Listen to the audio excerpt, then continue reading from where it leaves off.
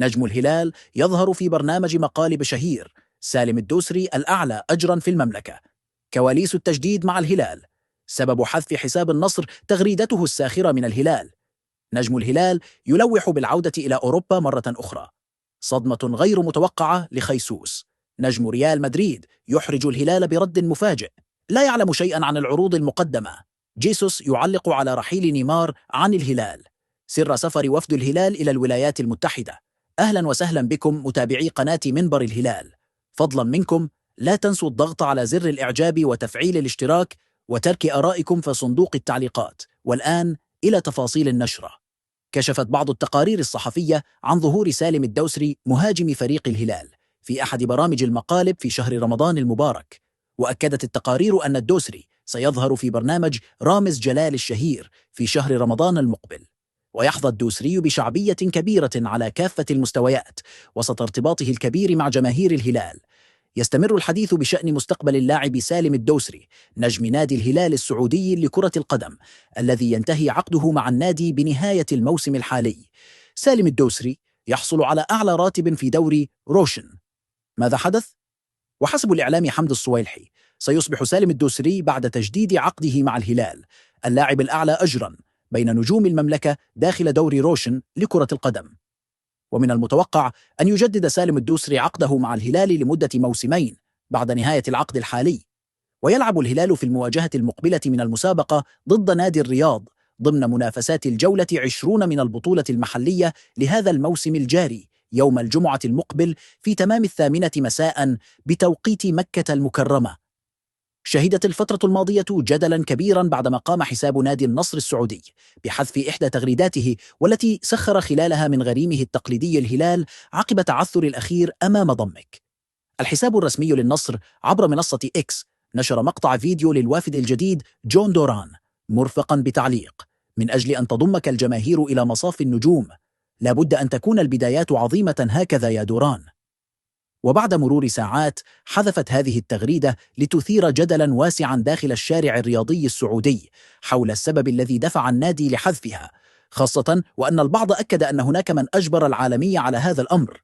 ومن جانبه حسم الصحفي الرياضي علي العنزي الجدل المثار إذ بين الأسباب الحقيقية وراء هذا الأمر قائلا: السياسة الإعلامية للنادي أصبحت جديدة برئاسة عبد الله الماجد رئيس المؤسسة غير الربحية والرئيس التنفيذي ماجد الجمعان، فالتركيز أصبح فقط داخل الملعب. نعم، هما لا يطلعان على كافة التغريدات ولكن تركيزهم منصب على الفريق وتجهيزه. كما أشار إلى أن الحساب الرسمي للنصر سيكون مخصصا لأخبار النادي فقط سواء التدريبات أو التوقيعات، ومثل هذه الأمور لن تتكرر.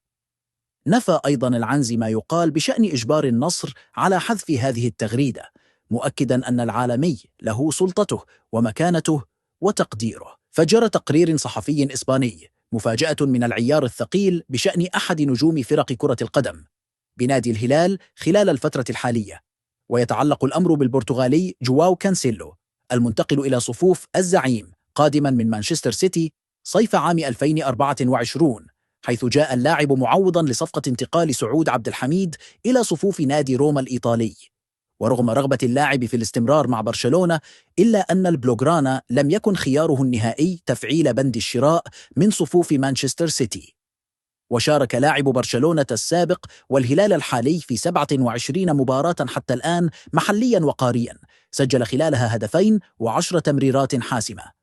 وذكرت صحيفة سبورت مفاجأة من العيار الثقيل حيث أفادت بأن كانسيلو قد يرغب في ترك فريق الهلال قبل انتهاء عقده في يونيو 2027، فيما يريد اللاعب البرتغالي العودة من جديد إلى غمار المسابقات الأوروبية. ولن يكون رحيل اللاعب خارج الهلال سهلا خصوصا في ظل راتبه المرتفع، إلا أن اللاعب البرتغالي قد تنازل بالفعل عن جزء من أمواله للانضمام إلى صفوف نادي برشلونة في وقت سابق، فيما قد تتكرر الفرصة مرة أخرى. وتضم قائمة أجانب نادي الهلال 10 لاعبين، منهم 8 محترفين و2 مواليد مقيدين تحت السن، فيما يعتمد المدير الفني البرتغالي خورخي خيسوس بشكل كبير على خدمات كانسيلو. تحدث البرازيلي رودريغو جوس نجم فريق ريال مدريد حول صعوبة مباراة مانشستر سيتي في بطولة دوري أبطال أوروبا والتي تجمع بين الفريقين مساء اليوم الثلاثاء 11 من فبراير بملعب الاتحاد في مدينة مانشستر.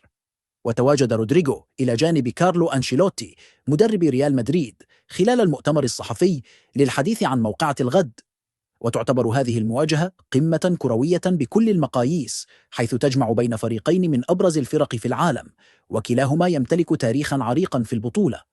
ومانشستر سيتي بقيادة مدربه الإسباني بيب جوارديولا يسعى إلى تحقيق دوري الأبطال للمرة الثانية في تاريخه، بينما يطمح ريال مدريد حامل اللقب 15 مرة إلى مواصلة هيمنته على البطولة وتعزيز رقمه القياسي.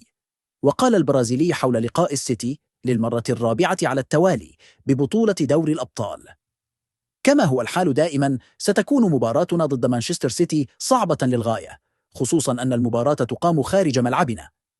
وحول الاهتمام السعودي بضم اللاعب، علق النجم البرازيلي قائلا: لا أعرف الكثير عن العروض، وهذا الأمر متروك لوالدي الذي هو وكيل أعمالي. حقا أنا سعيد جدا هنا، وأريد أن أستمر لسنوات عديدة، وأنا ممتن. لا أعلم إذا كان لدى النادي أي عروض. يذكر أن تقارير صحفية عالمية قد أفادت في أكثر من مناسبة اهتمام أندية دوري روشن بضم النجم البرازيلي، حيث ارتبط اللاعب بالانتقال إلى صفوف الهلال تزامنا مع مشاركة الزعيم في بطولة كأس العالم للأندية الفين و25. علق البرتغالي خورخي جيسوس مدرب الهلال على رحيل البرازيلي نيمار جونيور عن صفوف الزعيم في شهر يناير الماضي. جيسوس أشار إلى أن النجم البرازيلي لم يكن محظوظا خلال فترته مع الفريق، وذلك خلال تصريحات صحفية جاءت كالآتي: نيمار لم يحالفه الحظ في الهلال، حيث تعرض لإصابة خطيرة جدا. رحيل نيمار كان مؤلما بالنسبة لي. نيمار يعتبر من أفضل اللاعبين الذين عملت معهم خلال مسيرتي التدريبية، لكن للأسف لم نحصل على وقت كاف لإبراز كل إمكانياته. إنه لاعب محترف وصديق رائع، وليس مجرد نجم، لكن في بعض الأحيان لا تسير الأمور كما نريد. عندما أفكر في ذلك أشعر بالإحباط وأتساءل: كيف لنجم بهذا الحجم ألا يحقق النجاح المنتظر؟ كشفت بعض التقارير الصحفية عن سفر وفد من نادي الهلال إلى الولايات المتحدة الأمريكية خلال ساعات، وأكدت التقارير أن السفر من أجل الترتيب لمعسكر الفريق الصيفي. ويخوض الزعيم معسكرا في الولايات المتحدة لتجهيز الفريق لبطولة كأس العالم للأندية لتجهيز الفريق بالشكل الأمثل.